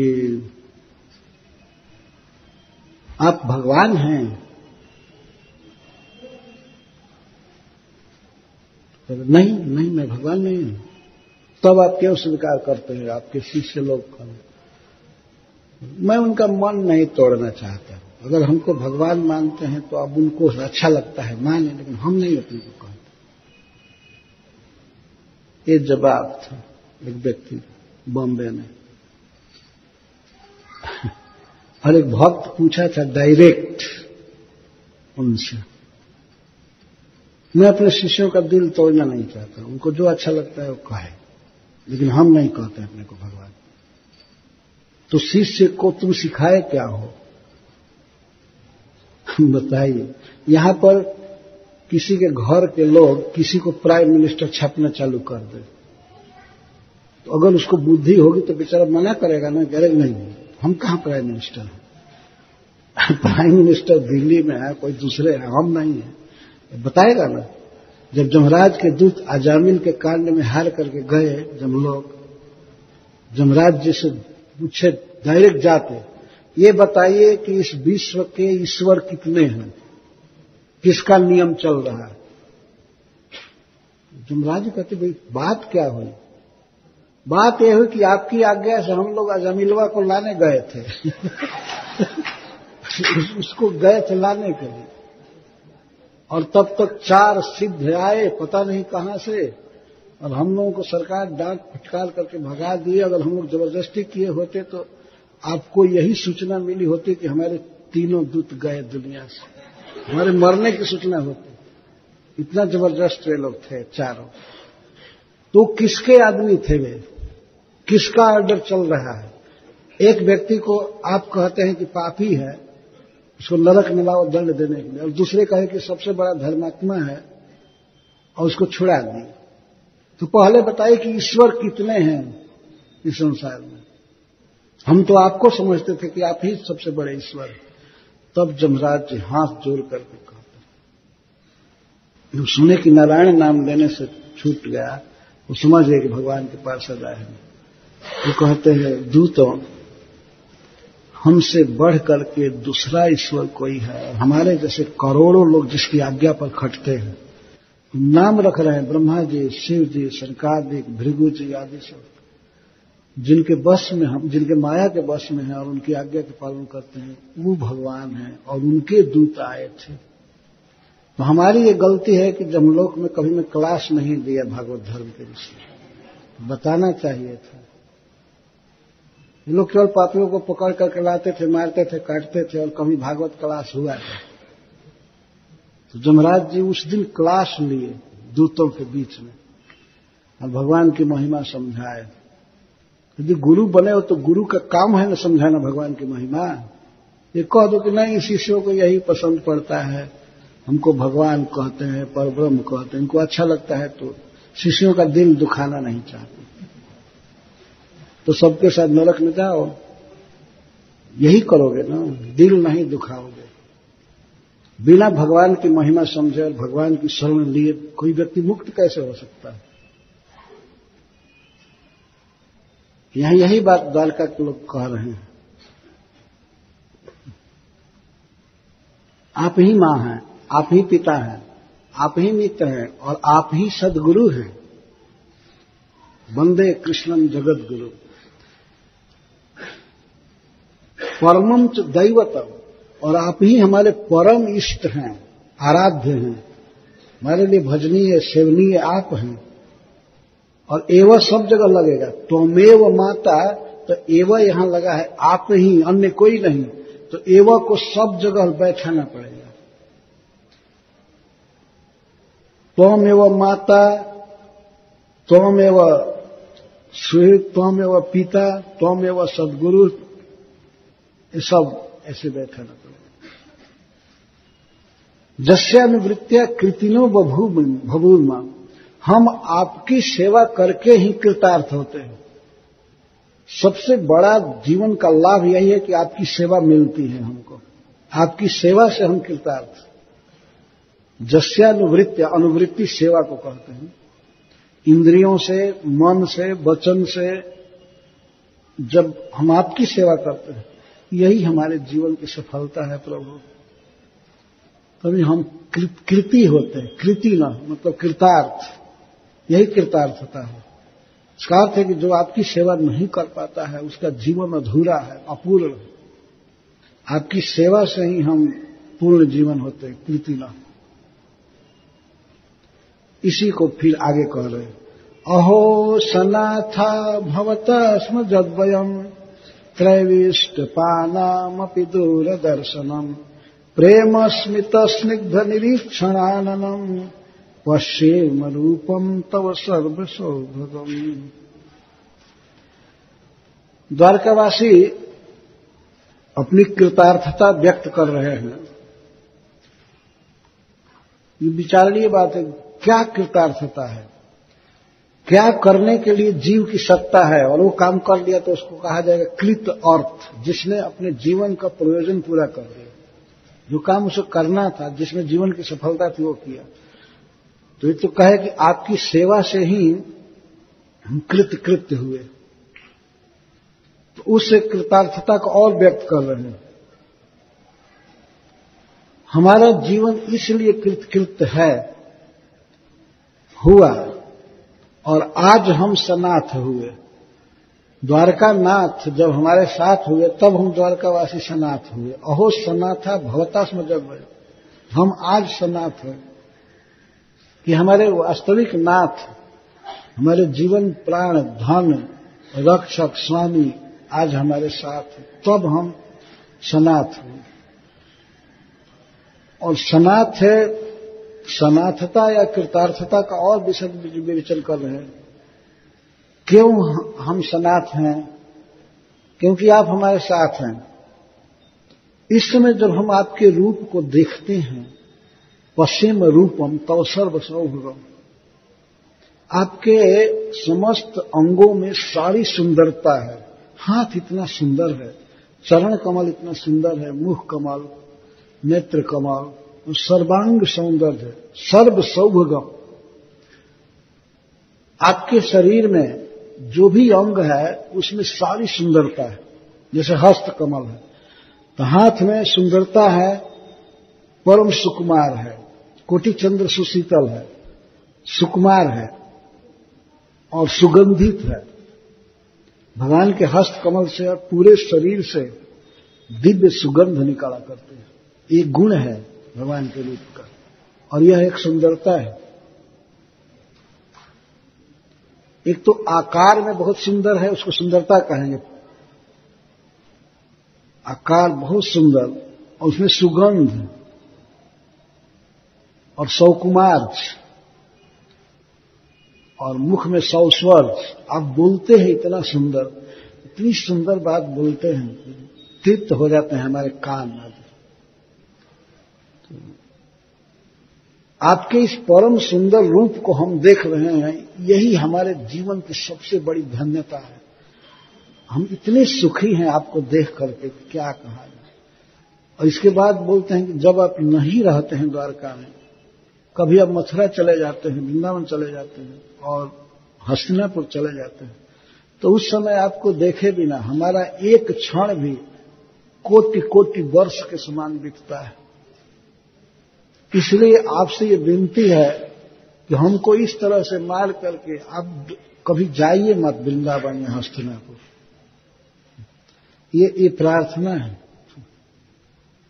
तो अहो सनाथा भवता स्म जद्वयम् त्रैविष्टपानामपि दूरदर्शनम् प्रेम स्मित स्निग्ध निरीक्षणाननम् पश्येम रूपम् तव सर्व सौभगम्। हम सनाथ हुए क्योंकि हम आपके सर्व सौभगम रूपम पश्चिम, इसका हम दर्शन करते हैं, देख रहे हैं। भगवान को देखना, उनके सुंदर रूप को देखना, यही कृतार्थता है, यही जीवन की सिद्धि है, सफलता है। और फिर जो लोग ऐसे ही बिना मतलब के बुद्धिहीन लोग कहते हैं भगवान निराकार है, इस पर तो कान ही नहीं देना चाहिए। कहां परम सुंदर रूप जिसके लिए द्वारकावासी तड़प रहे हैं, और उसको देखने पर ही अपने जीवन को धन्य कह रहे हैं। और वहीं कुछ लोग ऐसे द्वारका में नहीं, मतलब इस संसार में है, जो भगवान को कह देते हाथ ही नहीं है, पैर ही नहीं है, आंख ही नहीं है, ये नहीं है, तो क्या देखें, खाक देखेंगे। तब तो माया से बने हुए रूप आदि देखो, यही मरते रहो, यही करेंगे ना। ईश्वर निराकार है और बाकी साकार सब लोग हैं ही, तब देखो, उन्हीं का स्टूडियो में फोटो खींचो, जो भी करना है करो। ईश्वर को तो कह दिया निराकार। कितना बड़ा दुष्प्रचार है यह। भगवान के विषय में इस तरह का शब्द बोलना, यह दुर्विचार है वास्तव में, और यह बुद्धिहीनता का परिचायक है। तो भगवान के साथ रहने वाले लोग बोल रहे हैं इस तरह से, पश्चिम रूपम तो सर्व सर्वभगम, समस्त सुंदरताओं से परिपूर्ण आपके रूप को हम देखते हैं। और उसकी विशेषता दे रहे हैं, त्रैविष्टपानाम अपि दूरदर्शनम। त्रैविष्टप कहते हैं देवताओं को, देवानाम अपि दूरदर्शनम। देवताओं के लिए भी आपका दर्शन दुर्लभ है। देवताओं को भी भगवान जल्दी दर्शन नहीं देते हैं, उनके धाम में नहीं रहते हैं, लेकिन ऐसे प्रभु श्री द्वारका जी में विराजमान रहते हैं। और द्वारकावासियों को यह सुख मिलता है भगवान को देखने का।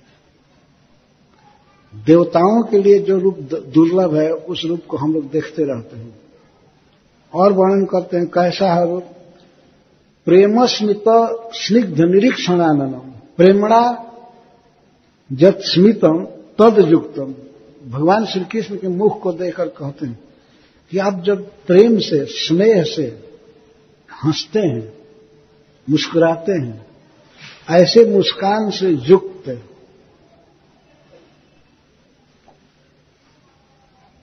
स्निग्ध निरीक्षणम, और स्नेह से निरीक्षण करते हैं।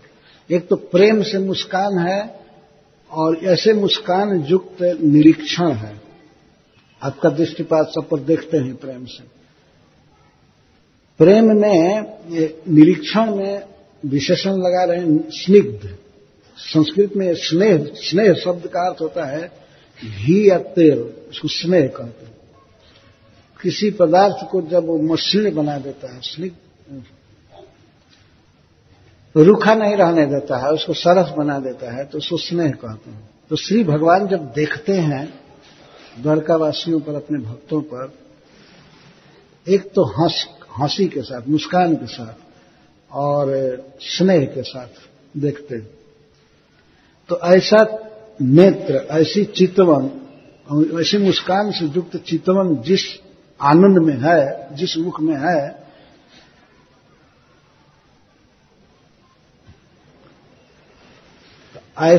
ऐसा आनंद जिस रूप में है, जिस रूप में इतना सुंदर मुख है और सुंदर चितवन है, सुंदर मुस्कान है, ऐसे सर्व सौभगम रूपम तव रूपम पश्येम। हम आपके ऐसे परम सुंदर रूप को देख रहे हैं।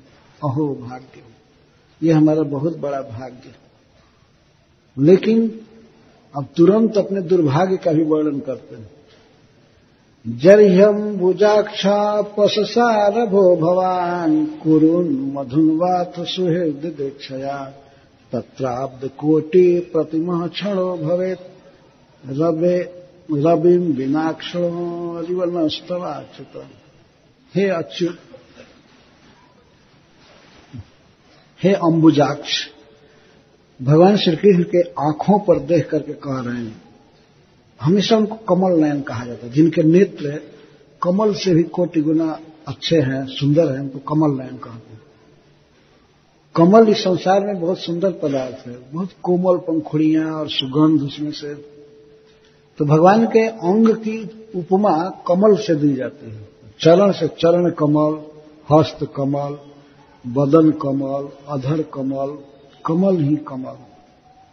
या चंद्रमा से मुख चंद्र, कृष्ण की उपमा दी जाती है चंद्रमा। कृष्ण चंद्र, रामचंद्र, गौर चंद्र, उनके तेज को, सुंदरता को बताने के लिए कहा जाता है। तो अंबुजाक्ष, अंबु माने जल, ज माने जन्म लेने वाला, जो पानी में जन्म ले उसको अंबुज कहते हैं, और अक्ष मतलब आंख। हे कमल नयन, कितनी सुंदर आप हैं। आपकी आंखें कमल से भी अधिक सुंदर हैं। इसका अर्थ है, उपलक्षण है। आंख के सौंदर्य का वर्णन करके सारा सौंदर्य और सब कह दिया गया। तो आप इतने सुंदर हैं, कमल से भी अधिक सुकुमार सुंदर आपके नेत्र हैं। हे प्रभु, हे नाथ, जब आप अपने संबंधियों को, सुहृदों को देखने के लिए कभी हस्तिनापुर चले जाते हैं। कुरुन का अर्थ हस्तिनापुरम, हस्तिनापुर चले जाते हैं संबंधियों को देखने के लिए। युधिष्ठिर महाराज आदि को देखने के लिए आते थे भगवान। तो जब आप अपने सुहृदों को देखने के लिए, भेंट करने के लिए कभी हस्तिनापुर जाते हैं और कभी मथुरा जी चले जाते हैं, तो उस समय आपको देखे बिना, आपके विरह में हमारा एक क्षण भी कोटि कोटि वर्षों के समान हो जाता है। तो त्राद्ध कोटि प्रतिमह क्षणो भवेत्, क्षण भी, एक दो पल का समय भी हमारे लिए कोटि अब्द हो जाता है, वर्ष बीतता है। जैसे रवि के बिना, सूरज के बिना आंखों की शक्ति चली जाती है और कुछ भी व्यक्ति नहीं देख पाता है, उस समय अब कुछ भी देखने की इच्छा नहीं करती है। जब आप नहीं रहते हैं तो आपको छोड़कर के अब किसी को देखने की इच्छा नहीं रहती है। श्याम बिना सगरो अंधार, भोजपुरी में गीत गाते हैं, कुटियां कहती हैं, श्याम के बिना सारी दुनिया अंधकार से परिपूर्ण। रविम बिनाक्षण युवनस्तवाचित, हे प्रभु हम आपके हैं, लेकिन आप ऐसी उपेक्षा करके चले जाते हैं, हम आपके विरह में मरते रहते हैं। और 4-4 महीना, ये तो कितना अरब बरस बीत गया जब एक क्षण कोटि वर्ष के समान हो रहा है। तो आपसे यही प्रार्थना है, चरण में गिर कर सब द्वारकावासी कह रहे हैं कि आप हमें छोड़कर मत जाइए, आप हमारे साथ रहिए। वास्तव में कृष्ण ही समस्त जगत के बंधु हैं, सबके प्राण हैं, इनके बिना जीवन कुछ शोभा रहता ही नहीं। जैसे प्राण से भी अधिक श्री कृष्ण प्रिय हैं। प्राण न रहे तो शरीर में क्या चाकचिक्य रहेगा, क्या शोभा, क्या ज्ञान, क्या कर्म शक्ति, कुछ भी नहीं। ये देह तभी तक काम कर रहा है जब तक जीवात्मा इस देह के भीतर है। जिस दिन जीवात्मा चला जाता है, देह की इंद्रियां सब देखने मात्र की रह जाती है। आंख वही रहेगी लेकिन देख नहीं सकती, कान नहीं सुन सकता, पैर चल नहीं सकता, हाथ से कुछ काम नहीं कर सकता। तो श्री कृष्ण ही समस्त चेतना के उत्स हैं, मूल कारण। भगवान के बिना इस तरह से व्याकुल होना उनके पार्षदों के लिए बिल्कुल स्वाभाविक है।